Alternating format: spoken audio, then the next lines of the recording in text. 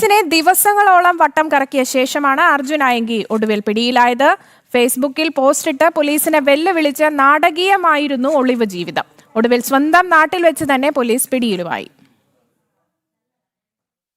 പോലീസിനെ വെല്ലുവിളിച്ച ശേഷം എറണാകുളത്ത് നിന്ന് കടന്നുകളഞ്ഞതാണ് അർജുൻ ആയങ്കി. ഓഗസ്റ്റ് 5-ന് എറണാകുളത്ത് നിന്ന് യാത്ര പുറപ്പെട്ടു. പക്ഷേ വഴിയിൽ പലയിടത്തെയും CCTV ചതിച്ചു. ചായക്കടയിലെയും ടോൾ പ്ലാസയിലെയും ദൃശ്യങ്ങളിൽ ആയങ്കി പെട്ടു.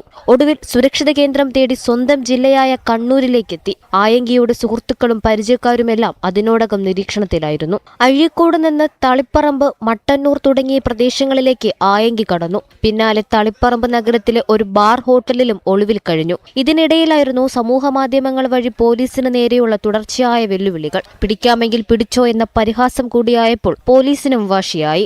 ഏത് നിമിഷവും പോലീസിന്റെ വലയിലാകുമെന്ന ഘട്ടത്തിലാണ് രാത്രി കണ്ണൂരിലെ അഭിഭാഷകയുടെ വീട്ടിലേക്ക് ആയങ്കി എത്തിയത്. ഒടുവിൽ പുലർച്ചെ 2:30-ഓടെ നാടകീയമായ അറസ്റ്റ്. ഒരു സംവിധാനത്തെ ഒന്നാകെ വെല്ലുവിളിച്ച ക്രിമിനലിനെ വൈകിയാണെങ്കിലും പിടികൂടാൻ കഴിഞ്ഞതിൽ പോലീസിനും ആശ്വാസം. ജനം, കണ്ണൂർ.